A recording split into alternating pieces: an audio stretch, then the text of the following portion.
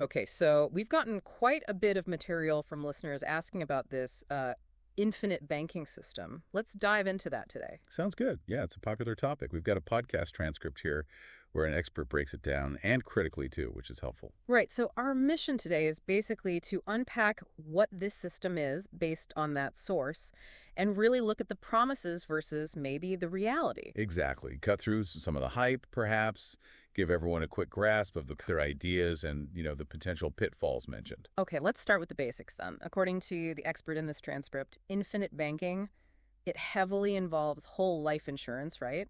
Popularized by Nelson Nash. That's the one. The core idea is using a whole life insurance policy, not just for the death benefit, but also as a sort of savings vehicle. How does that work, the savings part? Well, the policy builds up cash value over time. And the strategy involves borrowing against that accumulated cash value. Ah, okay. So you're essentially taking loans against your own policy. Precisely. And you can use those funds for, well, pretty much anything, investments, big purchases, whatever you need cash for. And this connects to the big promise we hear about, doesn't it? This idea of having access to, like, an endless supply of tax-free money. That's definitely the major selling point highlighted in the transcript. The appeal of financial control, tapping into funds whenever needed. Sounds great on the surface. But the expert in our source throws a bit of cold water on that, suggesting it's maybe misrepresented. Yeah, they make a strong point. Calling it becoming your own bank is maybe a bit misleading. How so? Because fundamentally, it's still a loan. You're borrowing money, albeit against your policy's value. It's described as a potentially complex and maybe even expensive way to access funds. Expensive. Where does the cost come in? The expert mentioned low returns and high fees. Right. Two things there. First, the cash value growth within whole life policies is generally quite conservative, compared to maybe other investment avenues. Okay, so maybe not the best growth engine. Potentially not, depending on your goals. And then there are the costs baked into the policy itself. Like what? Well, part of your premium pays for the actual life insurance coverage, the death benefit. Another part covers administrative fees, commissions, that sort of thing.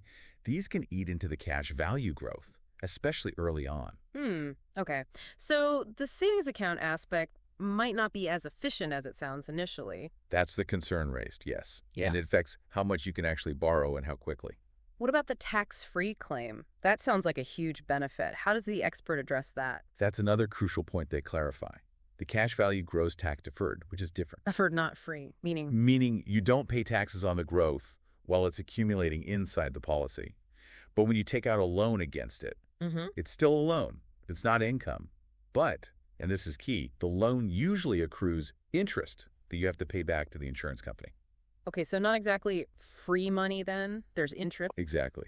And if you don't repay the loan, it typically gets deducted from the death benefit when you pass away, meaning your beneficiaries get less. So it's definitely not without consequences. So pulling it together, the expert's main message seems to be approach with caution. It's not some kind of financial magic wand. Precisely. It's a complex financial tool. It can work for some people in specific situations, but it's definitely not the universal solution for financial freedom it's sometimes made out to be. And the recommendation is thorough research, understanding all the moving parts. Absolutely. Understand the fees, the loan interest rates, the impact on the death benefit, the opportunity cost compared to other strategies. Really dig into the specifics of any policy you're considering. The source transcript also points out the expert has more info online, which sounds useful for listeners who want to go deeper. Yeah, always good to get information directly and ideally from multiple sources with different perspectives before making big financial decisions. So for everyone listening, the big takeaway based on this expert's analysis is really to look past the marketing slogans. Right. Be skeptical, ask hard questions, understand the costs and the complexities, see if it genuinely fits your specific financial picture. And that leads to a good question to ponder, maybe. Thinking about what the expert said, what other ways could you fund big purchases or investments while still keeping some financial flexibility? That's a great thought to leave people with. Exploring alternatives is always smart. Definitely. Well, thanks for diving into this with us today. Hopefully this gives everyone a clearer perspective on the infinite banking system, drawing from the material you shared.